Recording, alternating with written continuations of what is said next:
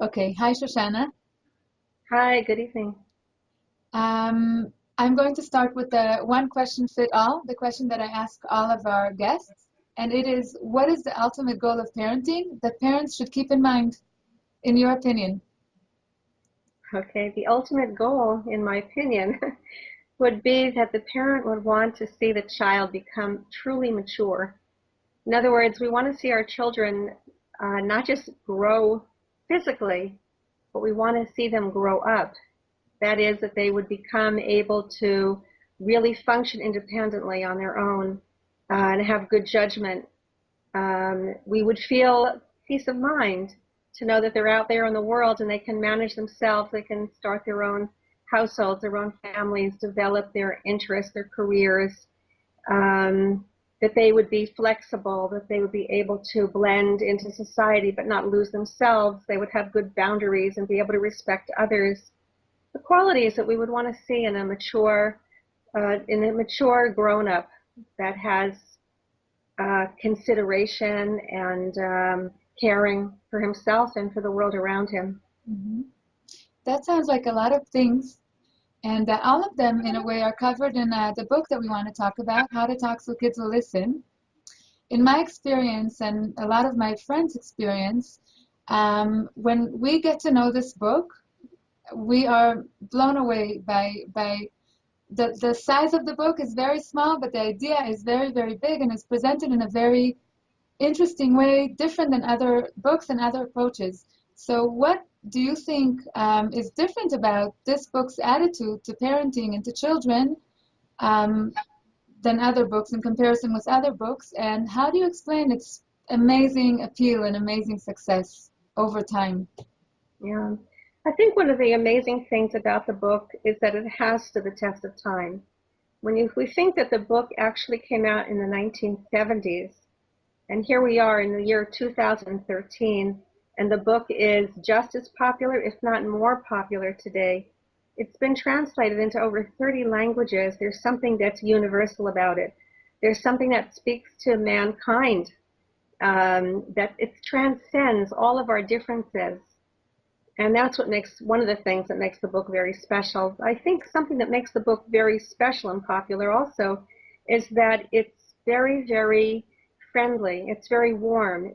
You know, it's also very easy to read so that you can be very, very tired. And as parents, we are very, very tired. We work hard and we have very little time to read books. And if we're going to read a book, we want it to be something that's light and enjoyable. And somehow they've been able to transmit some very deep and important messages into a book in a way that's very light and very easy to read. The You're cartoons are referring very to the appealing. cartoons. The cartoons are very appealing. The stories, the language, there's something that comes with their words that is very warm and makes you feel like a very dear friend is speaking with you. And I still remember coming to the last page of the book and feeling very sad that there wasn't another page to read, another chapter to read. So those are the things that make the book so timeless. Mhm. For the parents who are very new to this book, or maybe even hearing about it for the first time, can you give us some examples of how this way of talking with our children would work to maximize the happiness and the cooperation of our kids in the house? Okay, well, let's start with some of the negative examples that they give. In chapter 2, especially, where they talk about cooperation, the authors bring many, many examples of typical ways that we would relate to a child, Mhm. such as threatening the child. If you do that one more time, I'm going to take away your bicycle, or um, or I'm going to count to three, and then I'm going to leave without you. And we use threats and we use sarcasm. We use very often a language that's hurtful, that's wounding. And so what's very instructive about the book is that we start to hear these things for the first time in a way that makes us realize that we would never want to be spoken to in that way by anyone. And from there, they then give the examples of how we can approach a child and we can give the same message of wanting his cooperation, but in a way that actually brings out his desire to cooperate in a positive way. So if we say to a child, oh, you're really not in the mood to clean your room right now, are you? Then that's a much friendlier way. It doesn't mean that he's not going to clean his room right now. On the contrary, he'll actually have some desire to clean his room because we understand how he feels. And it's really applicable to any age. We can talk to a 2-year-old on his level, and we can talk to a 12-year-old on his level, and an 18-year-old on his level, all using the same approach. Mm-hmm. So that was a great example of how to talk to a child when they don't want to do the chore that we gave them. Are there other times, typical times during the day that all parents have the challenge to deal with that you can give examples of from the book? Well, I think one of the most important chapters in the book is when the authors discuss how they dealt with anger. In fact, it was very hard for them to even acknowledge how angry they could get at their children. And I think we all can relate to that, and it also makes the book very human and makes us feel very normal. Mm-hmm. And when we realize that anger is so much a normal reaction when things aren't going the way we would like them to.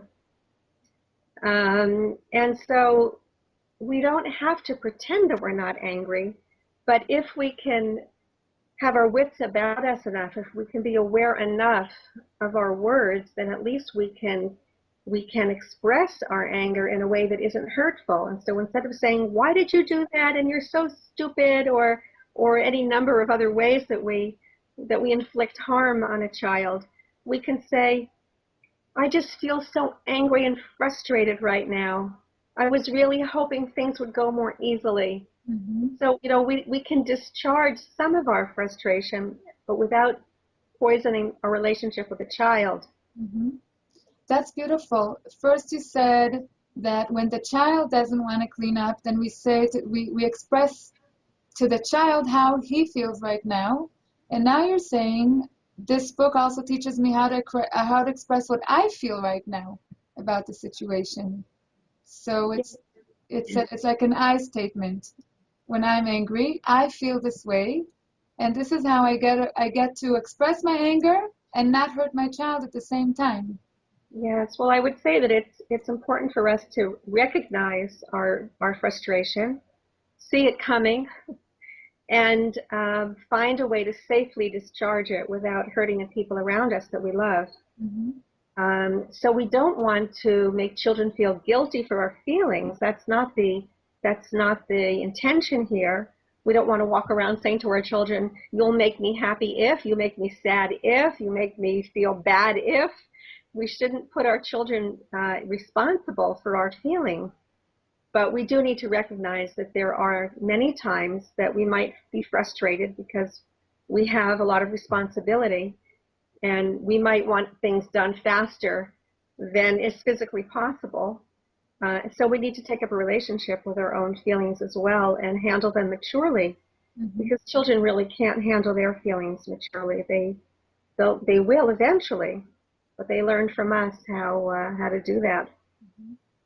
So I want to touch on that a little because there's a need to step back a little in order to use the tools in the book. I have to be clear about what's happening right now with my child and with me, and then to take the right example from the book or the right sentence from the book and apply it in my situation.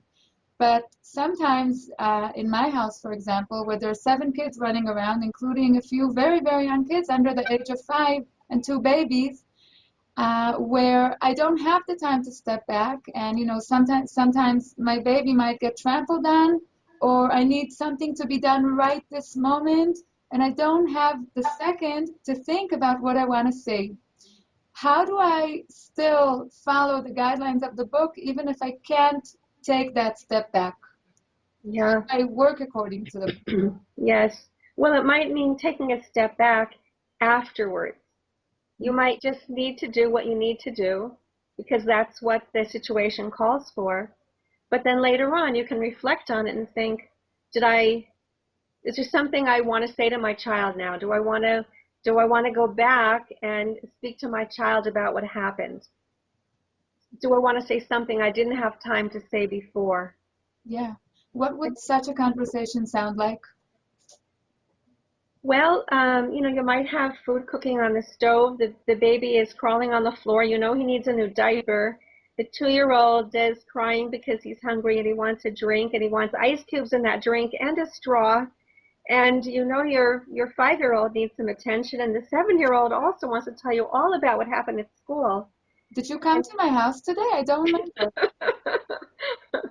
And so you need to take care of the most immediate thing, the thing that's most important to take care of.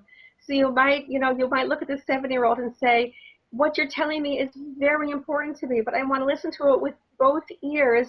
Let's talk at the dinner table. Mm-hmm. And maybe it could take you 2 seconds to get that drink ready with the ice cubes and the straw. So you put that into the hands of the child that wants it.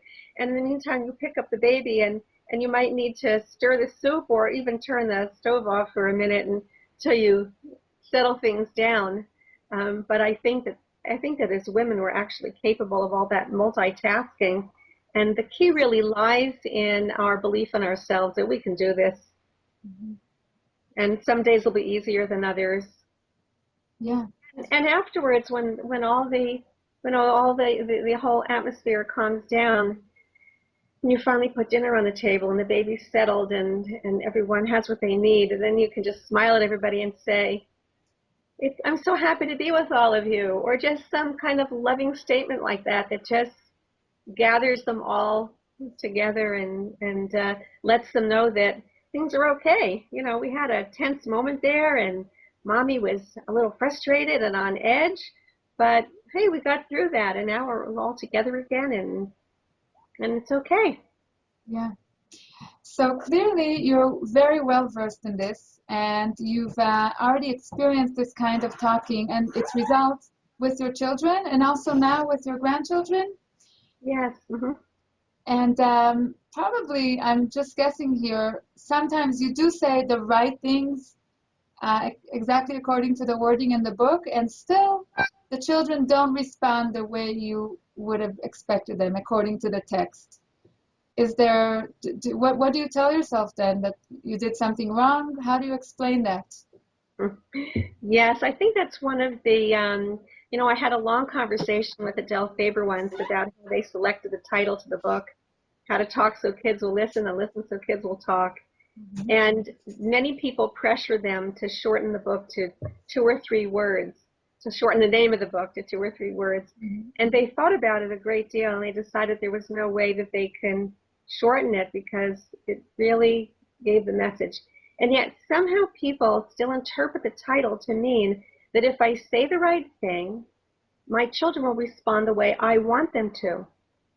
And then when that doesn't happen, they feel like they didn't say it right, or they didn't understand how to say it right, or they did something wrong. Something's wrong with them. Something's wrong with a child. Mm-hmm. But that's not the intention of the child of the book, the title.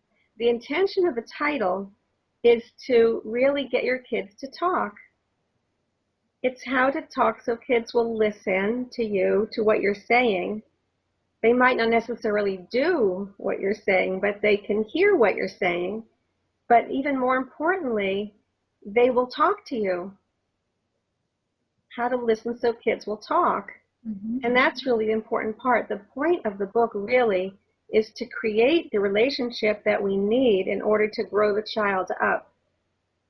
We need the context with a child in order to help him mature into a healthy adult. And so the context for that is the relationship.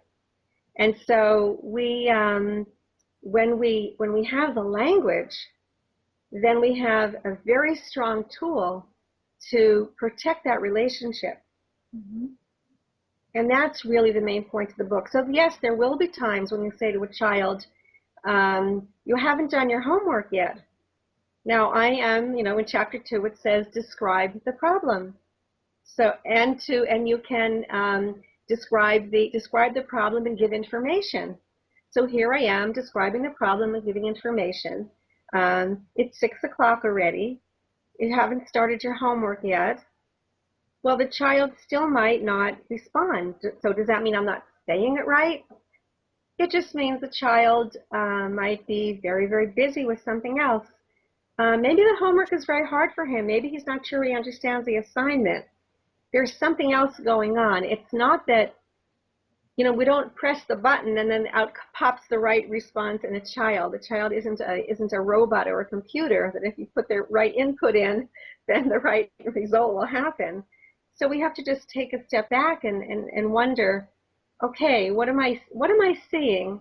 What might make it difficult for the child right now to hear me? Where is his attention going right now? So I think this language really makes us very thoughtful and very reflective.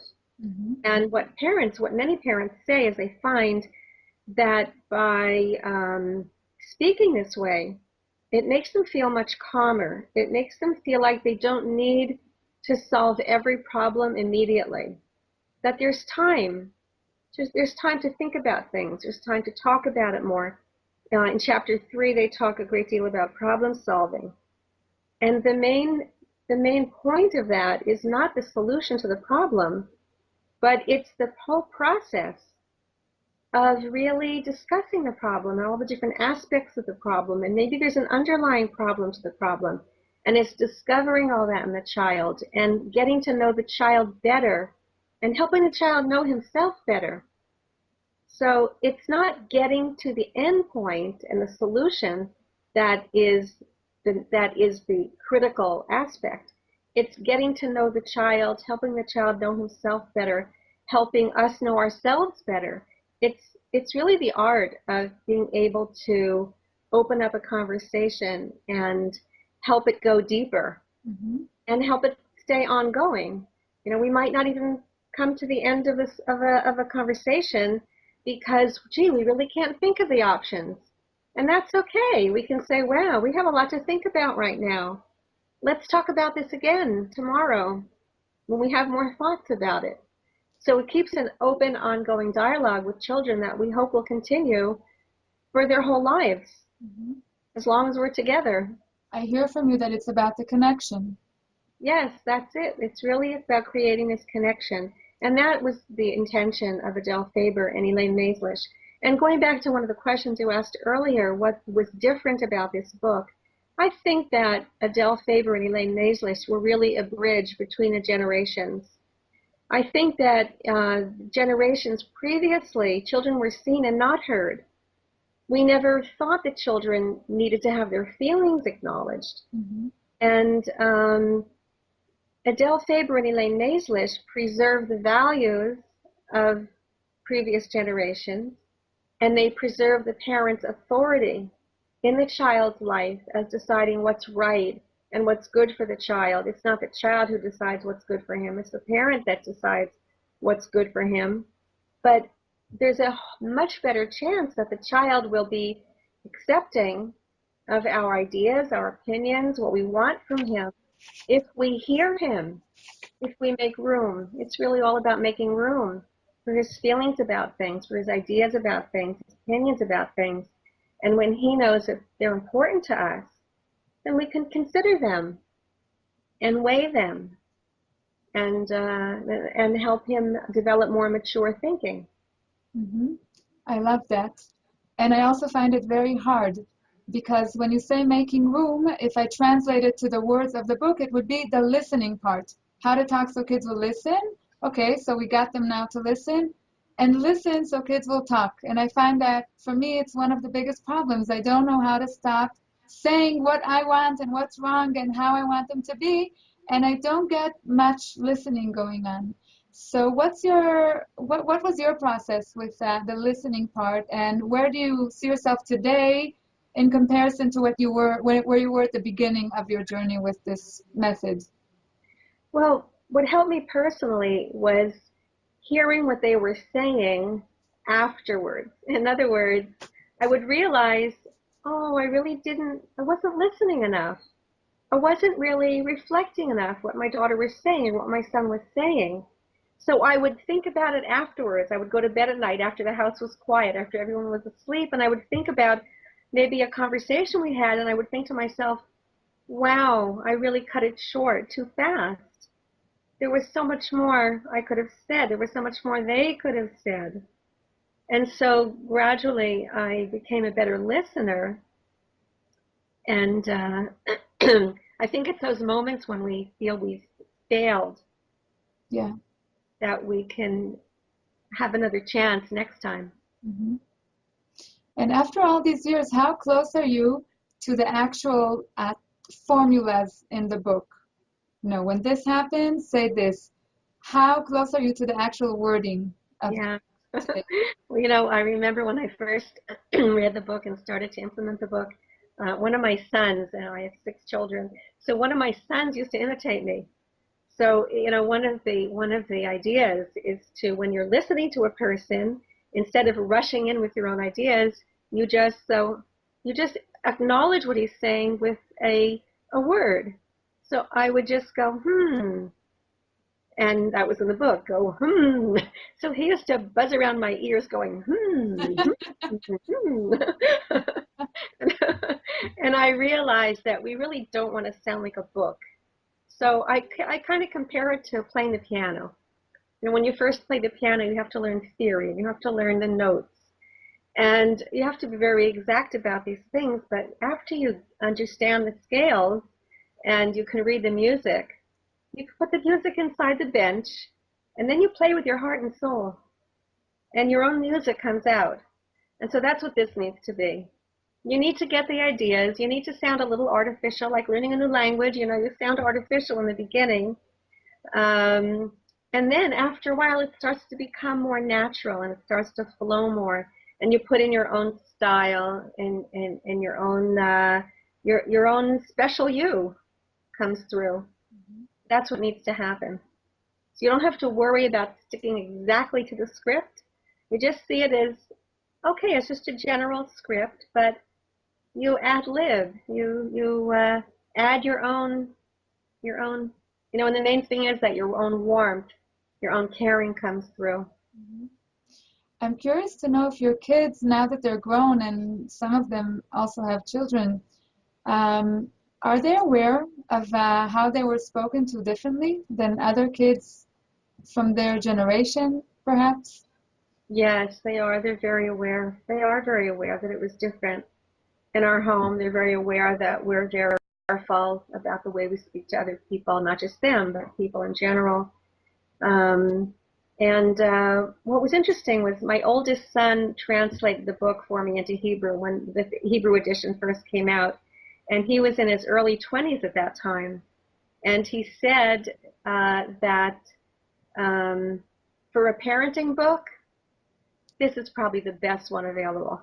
Mm-hmm. So that was a very big a compliment coming from a young guy in his early 20s who wasn't yet married and didn't have his own children. So my children are all very, very familiar with the books. They've all read them both before they had their own children and after. They're all part of their own libraries, and they've discussed them with their spouses and used them. Yes. Also one of my favorites. It's very worn out. I have an old edition, and I just go back to it again and again and again. Yes. It's like one mother said to me, for her, it's like a cookbook.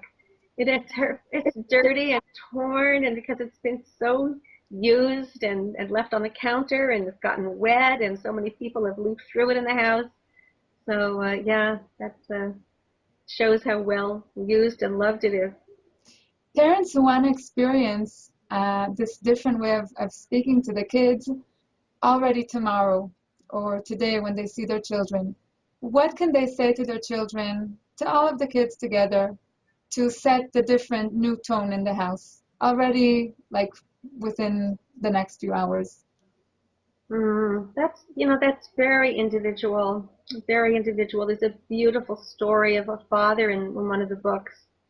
It was actually the book about siblings, where he came home from his first workshop, and he said to his 3 teenage daughters, "We're going to change the way we speak to each other in our house."